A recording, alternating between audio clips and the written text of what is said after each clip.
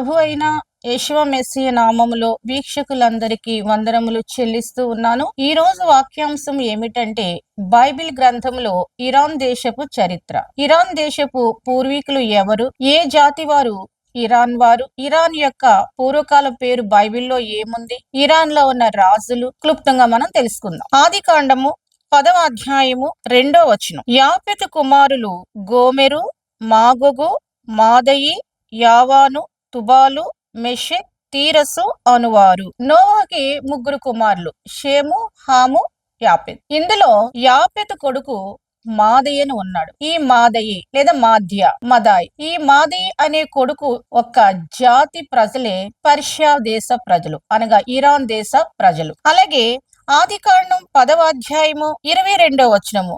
షేము కుమారులు ఏలాము, అషూరు, అర్పక్షదు, లూదు, ఆరామను వారు. షేము కొడుకుల్లో ఒక కొడుకున్నాడు ఏలాము. ఏలామీలు ఒక జాతి. ఈ ఏలామీల జాతి అలాగే మాదీల జాతి కాలక్రమంలో ఏ విధంగా ఒకే దేశంగా రూపొందారు, ఇరాన్ లో ఉన్న జాతులు ఏంటి అని మనం చూస్తే షేము కుమారుడైన ఏలాము కూడా కాలక్రమంలో వీళ్ళతో కలిసి పరిపాలనలో పాలు పంచుకోవడం జరిగింది. అంటే ఇరాన్ యొక్క పూర్వీకులు యాపెతు కుమారుడైన మాద్య లేదా మాదయి, అతని పిల్లలు, అలాగే షేము కుమారులైన ఏలాము యొక్క సంతానము కూడా ఈ దేశంలో ఉంది. పూర్వకాలంలో 3 సామ్రాజ్యాలు ఉండే. బైబిల్ గ్రంథంలో మ్యాప్ లో చూడండి, ఆది కాండముతో సంబంధము కలిగి ఉన్న ప్రదేశాలని చెప్పి మనకి బైబిల్లో మ్యాప్ లో ఉంటది. మీ అందరి బైబిల్లో కూడా ఈ మ్యాప్ లో, తెలుగు బైబిల్లో చూడండి మ్యాప్ లో ఉంటది. ఈ రైట్ సైడ్ మనం చూస్తే ఇక్కడ మనకి కనిపిస్తాయి ఏంటంటే బబులోను, ఏలాము అనే మాటలు మనకి కనిపిస్తాయి. బబులోను, ఏలాము. ఈ బబులోను సామ్రాజ్యమే ఇరాన్ సామ్రాజ్యం. ఇదే షీనారు మైదానం. ఇక్కడే షీనారు మైదానం ఉంది. ఈ షీనారు మైదానంలో ఉన్న బబులోన్లోని నిమ్రోదు ఒక బాబెల్ టవర్ కట్టాడు. అందుకే దాన్ని బాబెల్ టవర్ అని చెప్పి అంటారు. ఇంకా కొంచెం కిందకు వస్తే ఉర్ అనే ప్లేస్ ఉంటది. ఇక్కడి నుంచే అబ్రహాము ప్రయాణం ప్రారంభించాడు కనానుకు. ఇంకొంచెం ప్రక్కన మనం చూస్తే రైట్ సైడ్ ఏలాము అనే పేరు ఉంటది. ఏలాం అంటే షేతు కుమారుడు ఏలాము సంతానం ఇక్కడ ఉంది. బబులోను అంటే ఇక్కడ యాపెతు కుమారుడైన మాదయి సంతానం ఉంది. ఇదొక జాతి. షూషను కోట. ఇవన్నీ దీనికి సంబంధించిన, ఇరాన్ దేశానికి సంబంధించిన విషయాలు. ఈ మ్యాప్ మీరు చూసుకోండి. మీ అందరి బైబిల్లో కూడా ఈ మ్యాప్ ఉంటుంది. ఏమని రాసిందంటే ఆది కాండముతో సంబంధము కలిగి ఉన్న ప్రదేశాలు అని రాసి ఉంది. ఈ ప్రాచీన కాలంలో 3 సామ్రాజ్యాలు. ఒకటి ఏలాము సామ్రాజ్యం స్వతంత్రంగా ఇండిపెండెంట్ గా ఉండేది చాలా సంవత్సరాలు. తర్వాత బబులోను సామ్రాజ్యం స్వతంత్రంగా ఉండేది. తర్వాత ఏర్పడింది ఏంటంటే ఇజ్రాయేలు సామ్రాజ్యం. ఈ 3 సామ్రాజ్యాల మధ్య యుద్ధాలున్నాయి, శత్రుత్వాలున్నాయి, సహాయ సహకారాలు ఉన్నాయి, స్నేహ బాంధవ్యాలు ఉన్నాయి. ఈ 3 సామ్రాజ్యాల మధ్య, ఇజ్రాయేల్ మధ్య, బబులోను మధ్య, ఏలాము సామ్రాజ్యం మధ్య. ఇప్పుడు ఈ మాదయిల్ జాతి, ఈలాము జాతి కలిసి ఇరాన్ గా ఏర్పడ్డారు చాలా సెంచురీస్ తర్వాత. వీళ్ళిద్దరూ విగ్రహారాధికులు. వీరి రాజుల విగ్రహారాధికులు, ప్రజల విగ్రహారాధికులు, బహుదేవతారాధకులు. యెషయా గ్రంథం 45:1. అతని పక్షమున జనములను జయించుటకు నేను అతని కుడి చేతిని పట్టుకొని ఉన్నాను. నేను రాజుల నడికట్లను విప్పేదను, ద్వారములు అతని ఎదుట వేయబడకుండా తలుపులు తీసేదను అని యెహోవా తాను అభిషేకించిన కోరెషును గురించి సెలవిచ్చుచున్నాడు. నేను నీకు ముందుగా పోవచ్చు, మెట్టగా ఉన్న స్థలములను సరళము చేసేదను, ఇత్తడి తలుపులను పగలగొట్టేదను, ఇనుప గడియలను విడగొట్టేదను. యెషయా గ్రంథం 45వ అధ్యాయం 1, 2 వచనాలన్నీ మనం చూస్తే కోరెషు అనే రాజు, అంటే సైరస్ అనే రాజు పుడతాడని యెషయా ప్రవక్త ప్రవచించాడు. ఇది ప్రవచనం. యెషయా కాలంలో ఇది ప్రవచనం. అతను ముందు దేవుడు ఏ ఏ కార్యాలు చేస్తాడో ఇక్కడ అన్ని రాశాడు. ఈ కోరెషు అన్న వ్యక్తి ఇజ్రాయేల్కి చాలా సహాయం చేశాడు. పూర్వం వీళ్ళకి రాజధాని ఏముండేదంటే ఈ ఇరాన్ అందానికి ప్రాచీన ఎగ్బటన్ అనే రాజధాని ఉండేది. మీరు బైబిల్ మ్యాప్ లో చూస్తే ఈ చివర ఇదిగోండి ఎగ్బతానా అనే ప్రదేశం, ఎగ్బటానా లేదా ఎగ్బతానా అనే ప్రదేశం. ఇది వీరికి ఏంటంటే ముఖ్యమైన పట్టణంగా, రాజధాని పట్టణంగా ఉండేది ఎగ్బతానా అనే పట్టణం. పూర్వం ఈ ఇరాన్ యొక్క చరిత్ర చెప్తూ ఉంటే బబులోన్ అనేది శత్రు దేశంగా మారింది ఇజ్రాయెల్ దేశానికి. ఎందుకంటే బబులోన్లో ఉన్న రాజు నెబుకద్నెజరు వచ్చి యెరూషలేము దేవాలయాన్ని నాశనం అంటే ఇరాన్, బబులోన్ అంటే ఇరాన్ అనుకోండి, ఇరాన్ నుంచి లేదా పర్షియా నుంచి వచ్చిన రాజు నెబుకద్నెజరు ఇజ్రాయెల్ దేశంలో జెరూషలేం టెంపుల్ ని అగ్నితో కాల్చి బంగారు పాత్రలు, వెండి, ఆస్తి, ఖజానా అంతా పట్టుకుపోయాడు, ఇరానికి పట్టుకుపోయాడు. అయితే ఇతను పట్టుకుపోయిన ఈ వస్తువులన్నీ కూడా మళ్ళా తిరిగి సైరస్ ఇచ్చాడు, అంటే కోరేష్ ఇచ్చాడు. కోరేషు యెహోవా దేవుని ఆరాధించే వ్యక్తి కాదు, విగ్రహారాధకుడైన రాజు. విగ్రహారాధకుడైన రాజు యెరూషలేము దేవాలయాన్ని కట్టాడు. అంటే ఇరాన్ రాజు యెరూషలేము దేవాలయాన్ని కట్టాడు. సొలొమోను కట్టిన దేవాలయం కూల్చేశాడు ఇరాన్ రాజు. మరలా ఇరాన్ని పరిపాలించిన కోరేష్ రాజు దేవాలయాన్ని కట్టించాడు, బంగారు వెండి పాత్రలు లెక్కేసి వెనక్కి పంపించేశాడు. ఇతను గొప్ప మానవతావాది ఈ సైరస్ అన్న వ్యక్తి, ఈ యొక్క కోరేష్ అన్న రాజు. డానియేలుకి దర్శనాలు వచ్చినాయి. చూద్దాం డానియేలు యొక్క దర్శనాలు. దానియేలు గ్రంథం 2వ అధ్యాయము 39వ వచనం. తామే ఆ బంగారపు శిరస్సు, తాము చనిపోయిన తర్వాత తమ రాజ్యము కంటే తక్కువైన రాజ్యం ఒకటి లేచును, అటు తర్వాత లోకమంతా ఏలినట్టు 3వ రాజ్యం ఒకటి లేచును, అది ఇత్తడి వంటి దగును. పిమ్మట 4వ రాజ్యం ఒకటి లేచును, అది ఇనుము వలె బలముగా ఉండును. ఇనుము సమస్తమైన వాటిని దంచి విరగొట్టును కదా, ఇనుము పగలగొట్టినట్లు రాజ్యాలన్నింటినీ పగలగొట్టి పొడి చేయును. దానియేలుకి కొన్ని దర్శనాలు అనేవి వచ్చినాయి. దానియేలు 2వ అధ్యాయము 32వ వచనము. ఆ ప్రతిమ యొక్క శిరస్సు మేలిం బంగారుమయమైనదియు, దాని రొమ్మును భుజములను వెండివియు, దాని ఉదరమును తొడలను ఎత్తడు. ఈ దర్శనం అంతట్లో మనకి ఇక్కడ కావలసింది ఏంటంటే రొమ్మును భుజములను వెండివియు, రొమ్మును భుజమును వెండివియు అంటే ఈ 2 భుజాల గురించి మాట్లాడుతున్నాడు. దానియేలు దర్శనంలో 2 భుజాల గురించి రెండు చేతుల గురించి మాట్లాడుతున్నాడు. 2 చేతులు కల్పించేది రొమ్ము భాగం కాబట్టి రొమ్ముకి ఉన్న 2 చేతుల గురించి మాట్లాడుతున్నాడు. ఈ 2 చేతులు 2 రాజ్యాలు, 2 జాతులు, 2 దేశాలు. ఒకటి ఆ 2 సిల్వర్ అని చెప్తున్నాడు, వెండి అని చెప్తున్నాడు. వెండి అంటే మీరు చనిపోయాక, బబులోను రాజు నెబుకద్నెజరు నీవు చనిపోయాక నీ మరణానంతరం నీ సామ్రాజ్యం ఏమవుతుంది అంటే ఇంకో సామ్రాజ్యం వస్తుంది. అది వెండి వంటి సామ్రాజ్యము, 2 జాతులు దానిలో కలిసిపోతాయి అని చెప్పాడు. 2 రాజ్యాలు కలిసిపోతాయి అని చెప్పాడు. ఈ 2 రాజ్యాలు కలిసిపోయి పరిపాలన కొనసాగిస్తాయి అని చెప్పాడు. ఇది వెండి వంటిది అని చెప్పాడు. ఈ యొక్క దానియేలుకు వచ్చిన దర్శనములో దానియేలుకు వచ్చిన దర్శనాలు అన్ని కూడా కాలక్రమంలో జరగడం ప్రారంభించినాయి. బబులోని సామ్రాజ్యం, నువ్వు స్థాపించిన సామ్రాజ్యం నశించిపోద్దని దేవుడు చెప్పాడు. మరి ఎవరు వస్తారా? వెండి ఎవరు అంటే మాదీయుల యొక్కయు పారసీకుల యొక్కయు. అంటే పార్సీ అంటే మనకి ఈ యొక్క ఓల్డెన్ భాషలో, ప్రాచీన భాషలో పార్సా అంటారు, హెబ్రీ భాషలో అదే పర్షియా అయింది దానికి ఉన్న పేరు. అయితే ఈ పర్షియా సామ్రాజ్యం అలాగే మేడ్స్ మాదీయుల సామ్రాజ్యం 2 కలిసిపోతాయి. ఈ 2 సిల్వర్, 2 చేతులు సూచిస్తాయి. ఒక చెయ్యి వెండి చెయ్యి మాదీయుల సామ్రాజ్యాన్ని సూచిస్తుంది, 2వ వెండి చెయ్యి ఈ యొక్క ఏలాము సామ్రాజ్యాన్ని సూచిస్తుంది. ఈ 2 కలిసి ఒక పర్షియాగా రూపాంతరం చెందుతాయి, పార్సా సామ్రాజ్యంగా రూపాంతరం చెందుతాయి, లేదా ఇరాన్ గా రూపాంతరం చెందుతాయని చెప్పారనమాట.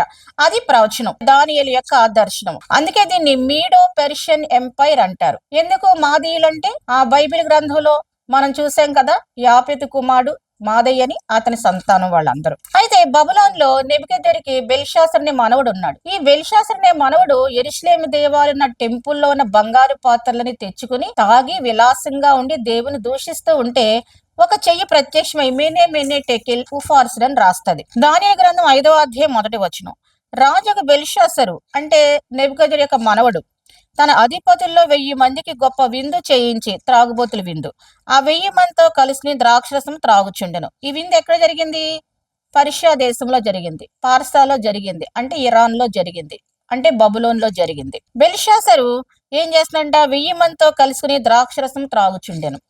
బెల్షాసరు ద్రాక్షరసం త్రాగుచుండగా తాను తన అధిపతులను, తన రాణులను, తన ఉపపత్నులను వాటిలో ద్రాక్షరసం పోసి త్రాగునట్లు తన తండ్రి నెబుకద్నెజరు యెరూషలేములోని దేవాలయములోని తెచ్చిన వెండి బంగారు పాత్రలు తెమ్మని ఆజ్ఞ ఇచ్చాను. ద్రాక్షరసం తాగడానికి అంటే మత్తు మందులు తాగడానికి వీళ్ళు ఏం చేశారంట? యెరూషలేములోంచి వాళ్ళ తాత తెచ్చాడు నెబుకద్నెజరు బంగారు పాత్రలు, వెండి పాత్ర, అవి పట్టిరండి అందులో పోసి తాగుదామన్నారు. ఎప్పుడు మందిరానికి సంబంధించిన పాత్రల్ని వేరే వాటికి వాడకూడదు. మందిరానికి సంబంధించిన పాత్రలు మందిర పరిచర్యకి మాత్రమే వాడాలి. ఇక్కడ ఏం జరిగిందంటే ఆ పాత్రలను తీసుకెళ్లి వేరే పనికి వీరు వాడారు. ద్రాక్షరసం పోసి తాగడం చాలా నేరం. వేరే పనికి కూడా వాడకూడదు. ఆ మందిరంలో వస్తువులు కాబట్టి. అప్పుడేమైందంటే చూడండి, వీళ్ళు త్రాగుతున్నారు. త్రాగుతూ ఉంటే ఇంకా వాళ్ళు బంగారు, 4వ వచనం, బంగారు, వెండి, ఇత్తడి, ఇనుము, కర్ర, రాయును వాటితో చేసిన దేవతలను స్తుతించుచు ద్రాక్షరసం త్రాగుచుండగా, ఈ ఇరాన్ వాళ్ళకి పూర్వం అనేక రకాల దేవతలుండేవి. ఆ దేవతలను స్తుతిస్తూ ప్రైజ్ చేస్తూ ద్రాక్షరసం తాగుతున్నారు. అప్పుడు వీళ్ళకి ఏమైందంటే ఆ గడియలోనే మానవ హస్త వ్రేళ్లు కనబడి దీపము దగ్గర రాజు యొక్క నగర గోడపోత మీద ఏదో ఒక వ్రాత వ్రాయించినట్టు ఉండేది. ఒక వ్రాత వ్రాసింది. ఒక హస్తం కనిపించి వేళ్లు, ఒక మానవ హస్తం వేళ్లు కనిపించి ఒక వ్రాత వ్రాసింది. ఆ వ్రాతను ఎవరు కూడా చదవలేకపోయారు. చదవలేకపోతే దానియేలు వచ్చి ఏం చేస్తాడంటే ఆ వ్రాతను చదివి మరి ఏం చేస్తాడంటే అర్థం అనేది చెప్తాడు. ఏం చెప్తాడంటే 24వ వచనంలో, కావున ఆయన ఎదుట ఉండి అరచేయి వచ్చి ఈ వ్రాతను వ్రాసిన శాసనం ఏదనగా మెనే మెనే టెకిల్ ఉఫార్సిన్. ఈ వాక్య భావం ఏమనగా, మినే అనగా దేవుడు నీ ప్రభుత్వ విషయంలో లెక్క చూచి దాన్ని ముగించును. టెకేల్ అనగా ఆయనను త్రాసులో తోచగా నువ్వు తక్కువగా కనబడుతువి. ఫెరేస్ అనగా నీ రాజ్యం నీ యొద్దను విభాగింపడి మాదీయులకును పారసీకులకును ఇయ్యబడును. ఈ దీనికి మెనే మెనే టెకిల్ ఉఫార్స్ అంటే అర్థం చెప్పాడు. నీ రాజ్యం తీసివేయబడుతుంది. నువ్వు ఇలాంటి భయంకర నా దేవుని మందిర పాత్రలు ఇలాంటి పని చేసావు గనుక, అది చేయకూడని పని గనుక కోరి శాపం తెచ్చుకున్నాడు నెబుకద్నెజరు మనవడు బెల్షాసరు. కనుక నీ రాజ్యం విభాగించబడు, నీ రాజ్యాన్ని ఎదుగు తీసేయబడుతుందని చెప్పారు. దానియేలు దర్శనం చెప్పాడు. ఎవరికి ఇస్తున్నాడు? మాదీయులకు, పారసీయులకు. మాదీయులంటే చెప్పాను కదా, ఆ యొక్క యాపెతు కుమారుడు మాదీయుల జాతి. అలాగే షేము కుమారుడు ఏలాము. ఏలామీయులు ఇదొక జాతి. ఈ జాతుల వారికి నేను ఏం చేస్తున్నానంటే ఈ సామ్రాజ్యాన్ని ఇచ్చేస్తున్నాను అని చెప్పాడు. ఇదంతా కలిసి ఒక సామ్రాజ్యంగా వేరే జాతితో కలిసి ఒక జాతిగా ఇది ఏర్పడింది. ఇక్కడ చెప్పాడు మాదీయులకు, పారసీకులకు. 2 వెండి చేతులని చెప్పాం కదా, ఒక వెండి చేయి మాదీయులైతే ఇంకో వెండి చేయి ఎవరంటే పారసీకులు అని చెప్పొచ్చు. కాబట్టి ఇదంతా కూడా రాజ్యం తీసివేయబడద్దని వీళ్ళకి. ఇది ఇరాన్ లో జరిగిన సంఘటన. బెల్షాసర్ బబులోన్ లో జరిగిన సంఘటన. బబులోన్ అంటే ఇరాన్, ఇరాన్ అంటే పర్షియా. నెబుకద్నెజరు ఇరాన్ వాడే, బెల్షాసరు ఇరాన్ వాడే. ప్రస్తుతం ఇరాన్ అని చెప్పబడుతుంది గనక. పూర్వం ఇది బబులోన్ అని చెప్పేవారు. ఇప్పుడు కొత్త సామ్రాజ్యం తయారవుతుంది, మీడో పెర్షియన్ ఎంపైర్ అంటారు. వీళ్ళు విందు చేసుకుండగా ఆ రాత్రే ఏం జరిగిందంటే చూడండి, దానియేలు గ్రంథం 5వ అధ్యాయం 30వ వచనంలో మనం చూస్తే, ఆ రాత్రి అందే కల్దీర్ రాజుకు బెల్షాసరు హతుడాయను. ఆ రాత్రే బెల్షాసర్ని ఏం చేశారంటే ఆ రాత్రే బెల్షాసర్ని చంపేశారు. ఇతన్ని మాదీయుడుకు దర్యావేషు. ఇతని తర్వాత మాదీయ జాతికి చెందిన దర్యావేషు అనే వ్యక్తి 62 సంవత్సరాల వయసుకి సింహాసనం ఎక్కాడు. అంటే మాదీయ జాతీయుడు అంటే యాపెతు కుమారుడైన మాదయి వంశానికి చెందిన మాదీయ జాతికి చెందిన మాదీయుడకు దర్యావేషు 62 సంవత్సరాల వయసు కలిగి సింహాసనం ఎక్కాడు. ఈ బెల్షాసర్ని చంపేసింది ఎవరంటే మాదీయుడకు దర్యావేషు. ఇప్పుడు రాజ్యం మాదీయులది అయిపోయింది. ఇప్పుడు మనం ఎజ్రా గ్రంథంలోకి వస్తే మొదటి అధ్యాయంలో పారసీక దేశపు రాజైన కోరేషు ఏలుబడిలో మొదటి సంవత్సరం మంది ఇర్మియా ద్వారా పలకబడిన తన వాక్యము నెరవేర్చుటకై యెహోవా పారసీక దేశపు రాజైన కోరేషు మనసును ప్రేరేపింపగా అతడు తన రాజ్యం మందంతా చాటింపు వేయించి వ్రాత మూలముగా ఇట్లు ప్రకటించాను. ఇప్పుడు పారసీక సామ్రాజ్యం అంటే పర్షియా సామ్రాజ్యం. ఈ పర్షియా సామ్రాజ్యం ఎవరి స్వాధీనంలోకి వచ్చింది అంటే రాజైన కోరేషు ఏలుబడిలోకి వచ్చింది. రాజైన కోరేషు ఏలుబడిలోకి వచ్చిన తర్వాత ఈయన ఏం చేశాడంటే మొత్తం అంతా కూడా యెరూషలేము దేవుని మందిరాన్ని కట్టించడానికి ఇతను పర్మిషన్ ఇచ్చాడు. 2వ వచనములో పారసీక దేశపు రాజైన కోరేషు ఆజ్ఞాపించింది ఏమనగా, ఆకాశమందలి దేవుడని యెహోవా లోకమందున్న సకల జనములు నా వశము చేసి యూదా దేశమందున యెరూషలేములో తనకు మందిరమును కట్టించమని నాకు ఆజ్ఞ ఇచ్చి ఉన్నాడు. కావున మీలో ఎవరైనా జనులై ఉన్నారు, వారు యూదా దేశమందున యెరూషలేముకు బయలుదేరి యెరూషలేములోని దేవుని మందిరమును అనగా ఇశ్రాయేలీయుల దేవుడని యెహోవా మందిరమును కట్టవలెను. వారి దేవుడు వారికి తోడయుండురు గాక. ఇతను ఆర్డర్ పాస్ చేశాడు. ఈ యొక్క ఇరాన్ లో ఉన్న వాళ్ళందరూ కూడా యూదులు యెరూషలేం వెళ్ళిపోండి, మీకు కట్టాలనిపిస్తే ఆ మందిరం వెళ్ళి అక్కడ కట్టేసుకోండి, అందుకు కావాల్సిన సహాయం నేను చేస్తాను అని ఇరాన్ పరిపాలిస్తున్న అంటే పారసీక దేశాన్ని పర్షియాని పరిపాలిస్తున్న కోరేషు రాజు చెప్పాడు. కోరేషు ప్రతి సంస్కృతిని గౌరవించాడు. వాళ్ళ వాళ్ళ దేవతల్ని, వాళ్ళ వాళ్ళ దేవుళ్ళని వాళ్ళు ఆరాధించుకునేలా చేశారు. అందుకే యూదులకి ప్రత్యేకమైన దేవుడు ఉన్నాడని తెలుసుకుని, ఆ దేవుడికి మీరు ఏం కావాలో అన్ని పట్టుకెళ్ళండి మా దేశంలో అని చెప్పి ఇరాన్ రాజు కోరెషు చెప్పాడు. అతనే సైరస్ అంటారు. కోరెష్‌ని సైరస్ అంటాడు. ఎజ్రా గ్రంథం మొదటి అధ్యాయము 7వ వచనం. మరియు నెబుకద్నెజరు యెరూషలేమును తీసుకుని వచ్చి తన దేవతల గుడి యందుంచిన యెహోవా మందిర ఉపకరణములను రాజైన కోరెషు బయటికి తెప్పించెను.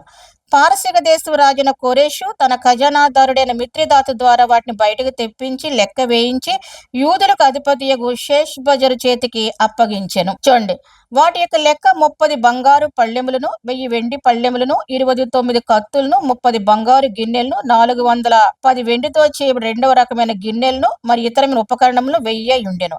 బంగారు వస్తువులను, వెండి వస్తువులను అన్నియు 5400. షేష్బరు బబులోను చెరల విడిపించబడిన వారితో కూడా కలిపి వీడినన్నిటిని యెరూషలేము తీసుకుని వచ్చెను. ఎంత బంగారమైతే యెరూషలేములో తీసుకెళ్లిపోయారో అంత బంగారం, అంత వెండి, అంత కత్తులు, అన్ని రత్నాలు, మొత్తం దానికి సంబంధించిన అంతా కూడా దేవతల గుడిలో ఇరాన్లో ఉంది. ఆ పరిషా దేవతల గుడిలో ఇరాన్ ఉన్న వస్తువులు, బంగారు వస్తువులన్నీ యెరూషలేముకు సంబంధించినవన్నీ తిరిగి యెరూషలేముకి ఇచ్చేశాడు ఈ సైరస్ అనే రాజు, కోరెష్ అనే రాజు. ఇతను చాలా మంచివాడు, అద్భుతమైన పరిపాలన చేశాడు, ప్రజల్ని గౌరవించాడు, మనుషుల్ని గౌరవించాడు, జాతుల్ని గౌరవించాడు, సంస్కృతుల్ని గౌరవించాడు, వాళ్ళ దేవుళ్ళు వాళ్ళు ఆరాధించుకున్న స్వేచ్ఛనిచ్చి అద్భుతమైన పరిపాలన సైరస్ చేశాడు.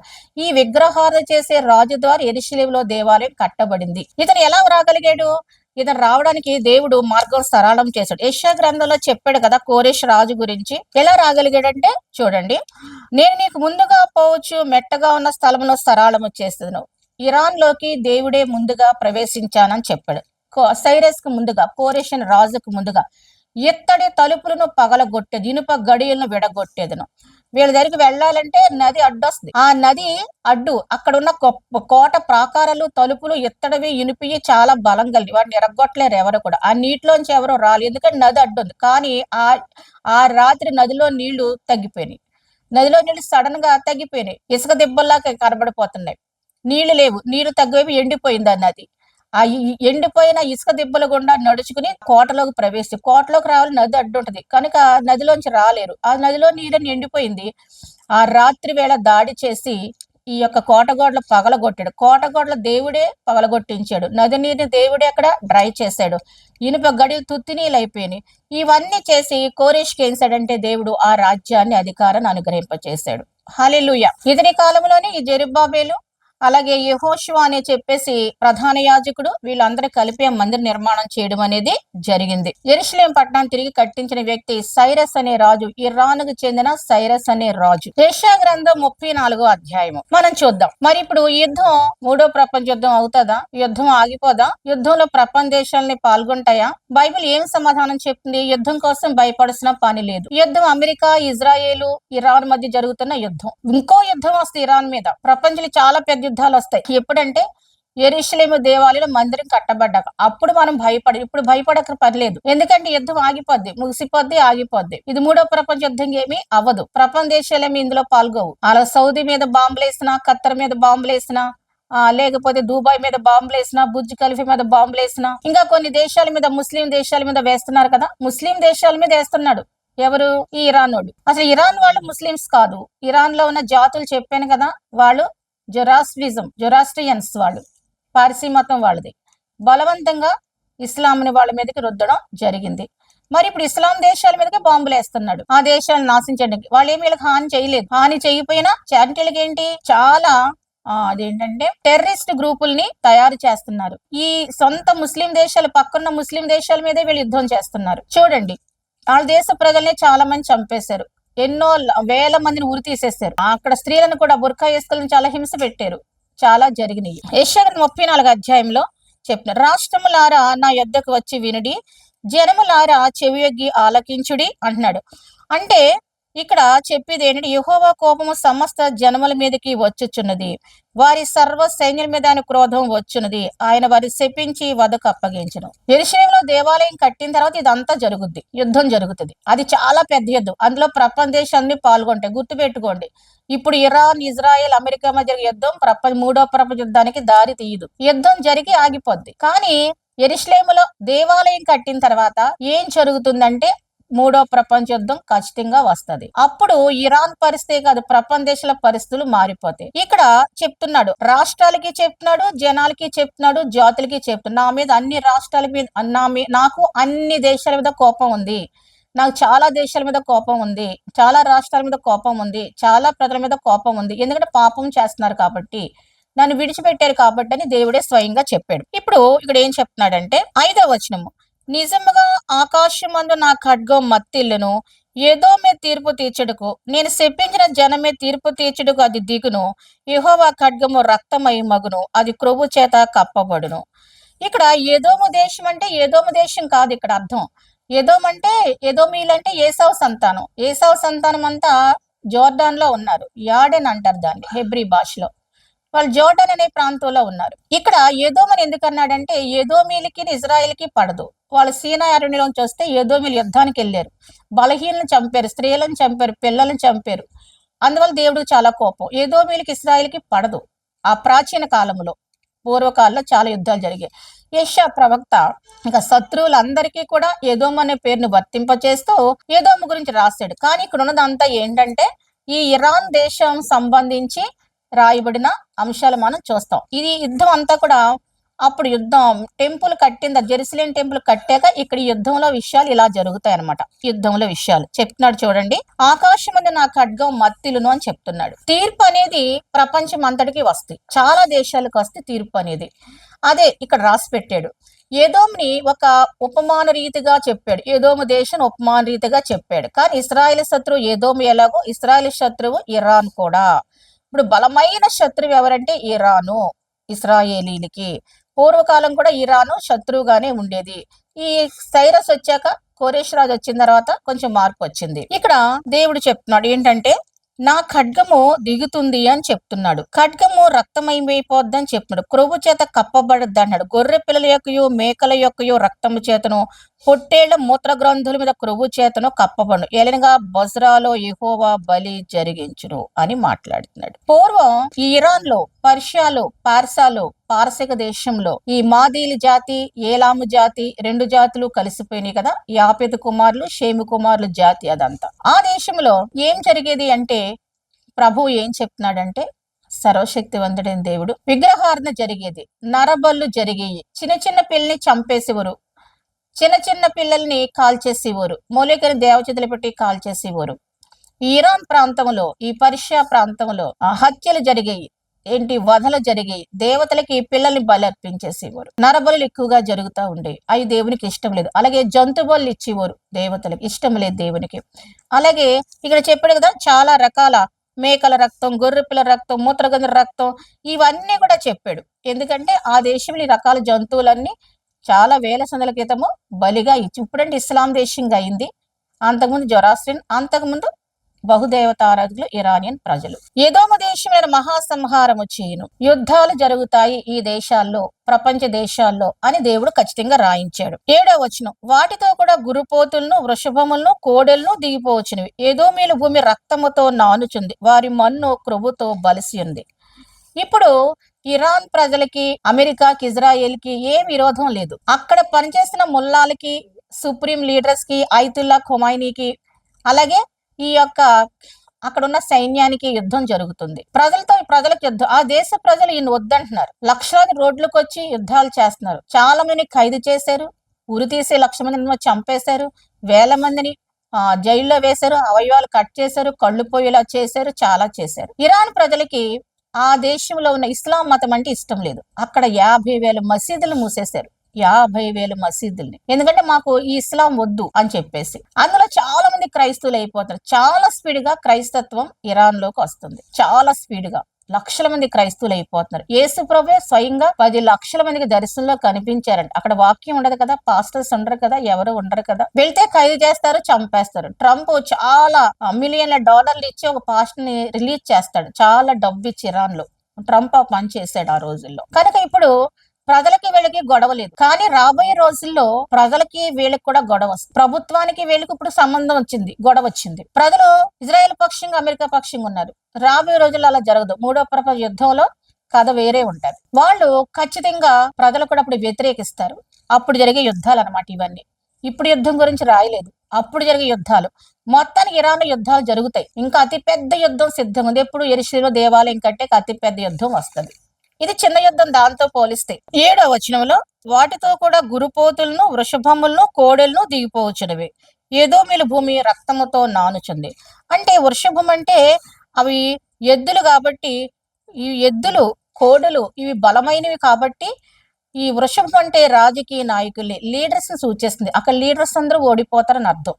అక్కడ ఉన్న అధికారులందరూ ఓడిపోతారు. ఎద్దు లాంటి వారు, బలమైన వారు, వృషభాలు లాంటి వారు, కోడెలు లాంటి వారు అందరూ కూడా ఓడిపోతారని వాక్యం మనకి తెలియజేస్తుంది. గురిపోతే అది కూడా బలమైందే కదా!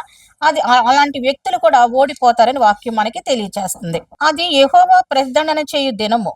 సియోను వ్యాజ్యమును గూర్చిన ప్రతీకార సంవత్సరము. అంటే సియోన్ అంటే యెరూషలేము, ఇజ్రాయెల్. యెరూషలేము దేవాలయాన్ని ఇరాన్‌లో నెబుకద్నెజర్ కూలగొట్టాడు. అలాగే అస్తమాను ఇశ్రాయేల్‌తో యుద్ధానికి వచ్చేవారు ఇశ్రాయేల్‌తో. దానికి ప్రతీకారం తీర్చుకుంటానని దేవుడు చెప్పాడు. అంటే ఇశ్రాయేల్ మీద ఎవరు యుద్ధం చేసినా దేవుడు ప్రతీకారం తీర్చుకుంటానని బైబిల్‌లో రాయించాడు. అక్కడ ఇంకోటి చెప్పాడు ఏంటంటే సియోను వ్యాజ్యమును గూర్చిన ప్రతీకార సంవత్సరము. అంటే ఒక సంవత్సరం వస్తే, ఒక నెల వస్తే, ఒక రోజు వస్తే, ఒక టైం వస్తే, ఆ నెలలో, ఆ సంవత్సరంలో, ఆ రోజున దేవుడు ఇజ్రాయెల్‌ని బాధ పెట్టినందుకు తన ఉగ్రతని ఇరాన్ మీద కుమ్మరిస్తానని చెప్పాడు. అంటే పర్షియా మీద కుమ్మరిస్తానని చెప్పాడు. ఇది బైబిల్‌లో ఉన్న విషయాలు ఇవన్నీ యెషయా ప్రవక్త చెప్పాడు. యెషయా గ్రంథం 34 అధ్యాయం అంతా చదవండి. ఇదంతా కూడా అంత్యకాల అర్మగెద్దోను యుద్ధం గురించి వ్రాయబడిన అంశాలు. అందులో ఇరాన్ అనే అంశం కూడా మనకి కనిపిస్తా ఉంటది. తర్వాత యెషయా గ్రంథం 34:9 ఏదోము కాలువలు కీలగును, దాని మన్ను గంధకముగా మార్చబడును, దాని భూమి దహించు గంధకముగా ఉండును. ఇరాన్ లో ఏముంటాయంటే ఇక్కడ జాగ్రోస్ మౌంటైన్స్, జాగ్రోస్ పర్వత శ్రేణులు ఉన్నాయి. ఇది జియోలాజికల్ ఫార్మేషన్, ఒక చక్కటి ప్రకృతి ఇచ్చిన ఆ యొక్క నిర్మాణం అదంతా కూడా. ఇక్కడ ఈ దేశంలో బిటుమెన్ ఉంటది, అంటే తారుకు సంబంధించిన పదార్థం అనమాట. దీన్ని బిటుమెన్ స్ప్రింగ్స్ అంటారు. తారు ఊరతా ఉండడం అనమాట. తారు ఊరడం, తారు ఊటలు అనమాట. వాటిని అలా చెప్తారు కదా, నీటి ఊటల్లాగా తారు ఓటలు వస్తాడు. తారు ఓయాసిస్ లాగా వస్తాయి, గుంటలు గుంటలుగా ఉండి ఉంటది. కెర్మాన్షా అనే ప్రాంతం ఉంది ఇరాన్ లో. 11 కిలోమీటర్లు వ్యాపించింది ఈ తారు ఓట, అంటే బిటుమెన్ ఓట. ఈ తారు తేలే ఓట ఒక ఓటలాగా వస్తుంది. ఇదంతా కూడా డెహ్లోరామ్ అనే ప్రాంతంలో కూడా ఉంది ఇది. ఇవి సహజంగానే ఏం చేస్తాయంటే నీరు ఊరినట్టుగా తారు ఊరతా ఉంటది బిటుమెన్. వీటి కింద పెట్రోల్ ఉంటది అనమాట. ఈ ప్రదేశంలోనే పెట్రోల్ తీస్తారు.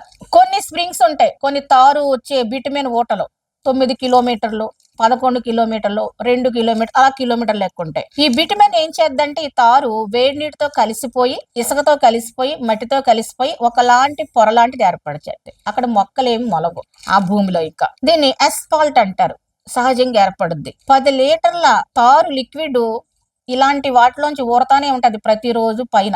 ఆ భూభాగులు ఊరిపోయి అలా వెళ్ళిపోతా ఉంటది అనమాట. బందర్ అబ్బాస్ అనే ఏరియా ఉంది, అక్కడ కూడా ఇంత తారు ఓట్లు ఊరిపోయి రోజుకి 10 లీటర్లు అలా పైకి వెళ్ళిపోతా ఉంటాయి. ఆ కింద పెట్రోల్ ఉంటుంది, పెట్రోల్ తీస్తా ఉంటారు. అది దేశం యొక్క సహజమైన విధానము.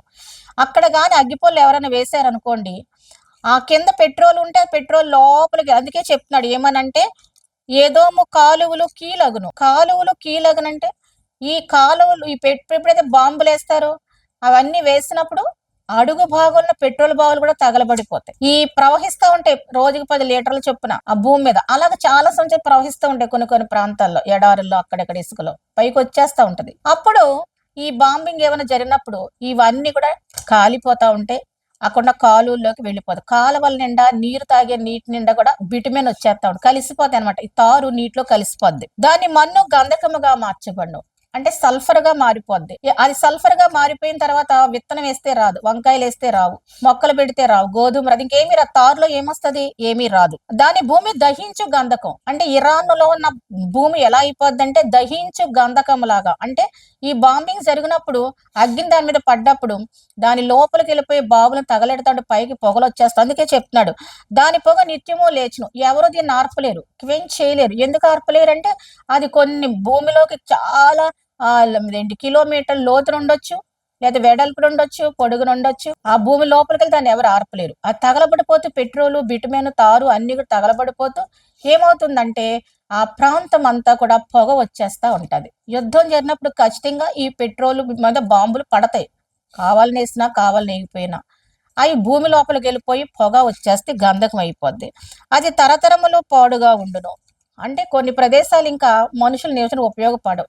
ఎందుకు ఆ భూమి పండదు.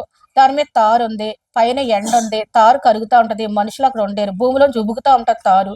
కాబట్టి కుదరదు. ఎన్నడను ఎవడును దానిలో బడి దాటడు. ప్రయాణాలు కూడా చేయరు. ఇది ఆర్మగెద్దోన్ యుద్ధం జరిగే టైంలో ఇలా జరుగుద్దని ఇది మూడో ప్రపంచ యుద్ధం జరిగే సమయంలో జరిగే అంశాలన్నమాట. ఇప్పుడు ఇలా జరుగుద్దని చెప్పలేం. ఇప్పుడు యుద్ధం ఆర్మగెద్దోన్ యుద్ధం పోలిస్తే చాలా చిన్నది. ఇప్పుడు యుద్ధం ఇప్పుడు చేసిన యుద్ధం పెద్దదైనా ఆర్మగెద్దోన్ యుద్ధం మూడో ప్రపంచ యుద్ధం పోలిస్తే ఇది చిన్న యుద్ధం.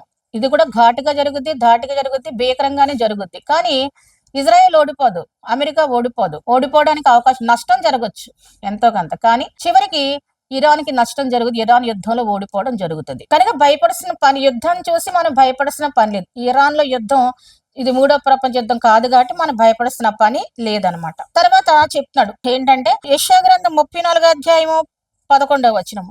ఆయన తారుమారను కొలనూలు చాచును. తారుమారనే కొలనూలు ఏం చేస్తాడంట? చాచుతాడంట. తారుమారు అంటే అక్కడంతా తారుమారు అయిపోద్ది. అక్కడున్న విధానాలన్నీ, పద్ధతులన్నీ, సంస్కృతులన్నీ, ఆచారాలన్నీ, క్రూరత్వం అంతా తారుమారు అయిపోద్ది. రాజ్యం మొత్తం అంతా కూడా తారుమారు అయిపోద్ది అని చెప్తున్నాడు దేవుడు. ఈ యొక్క కన్ఫ్యూజన్ స్పిరిట్, తారుమారు అంటే కన్ఫ్యూజన్ అనమాట. దాని హెబ్రీ భాషలో తోహు అంటారు. తోహు అంటే కన్ఫ్యూషన్. దేవుడు కన్ఫ్యూజ్ చేస్తే రాజ్యాన్ని ఎలా ఉంటుందో చూడొచ్చు. దేవుడు కన్ఫ్యూజ్ చేసే వ్యవస్థ ఎలా ఉంటుందో మనం చూడొచ్చు. ఇప్పుడు దేవుడు ఈ పరిచయాన్ని కన్ఫ్యూజ్ చేయబోతున్నాడంట. ప్రజలు కాదు నేను చెప్పేది, ప్రజలు కాదు. ఎందుకంటే ఇది మూడో ప్రపంచ యుద్ధంలో జరిగే విషయం నేను చెప్తాను. ఇప్పుడు ఇది కాదు. ఇప్పుడు ప్రజలు ప్రభుత్వానికి వ్యతిరేకం. వాళ్ళకేమి గొడవలు లేవు అమెరికాకి. తర్వాత ఇంకేం చెప్తున్నాడంటే శూన్యం అనే గుండును పట్టును. శూన్యాన్ని ఏమంటారంటే బోహు అంటారు హెబ్రీ భాషలో. బోహు అంటే శూన్యం. శూన్యం చేస్తాడు. ఏంటి శూన్యం చేసేది? వీళ్ళ అధికారం శూన్యమవుద్ది, వీళ్ళ సింహాసనం శూన్యమవుద్ది, వీళ్ళ ప్రతాపాలన్నీ శూన్యమవుతాయి, వీళ్ళ క్రూరత్వాలు శూన్యమవుతాయి. అక్కడ అలా శూన్యం చేస్తాడంట దేవుడు. అది దేవుడు చెప్తున్నాడు. 12వ వచనం. రాజ్యం ప్రకటించుడు వారి ప్రధానులు అక్కడ లేకపోదురు, దాని అధిపతులందరూ గతమైపోయారు. రాజ్యం ప్రకటించడు కంటే రాజుకు సంబంధించిన అంటే ఆ దేశంలో ఎవరైతే పరిపాలన చేస్తారో టైంలో వాళ్ళు చనిపోతారు. బాంబింగ్ లో చనిపోవచ్చు, మిస్సైల్స్ దాడిలో చనిపోవచ్చు, ఏదో దాడిలో వాళ్ళు చనిపోవచ్చు. ప్రధాన మంత్రులు అక్కడ ఉండరు అని చెప్తున్నాడు. రాజ్యం మాదని చెప్పుకోవడానికి దానికి సంబంధించిన వ్యక్తులు అక్కడ ఉండరంట. వారి అధిపతులందరూ గతమైపోయారు. అది మిలిటరీ కావచ్చు, నేవీ కావచ్చు, లేదా ఇంకేదైనా సైన్యం కావచ్చు. వాళ్ళు ఎవరు కూడా దాన్ని రూల్ చేసే అధికారులు అందరూ అయిపోయాక వాళ్ళు ఏం చేస్తారు? సైన్యం వాళ్ళ కెప్టెన్ లేని యుద్ధం చేయదు, లొంగిపోతుంది, వాళ్ళకి దాసోహం అయిపోతారు.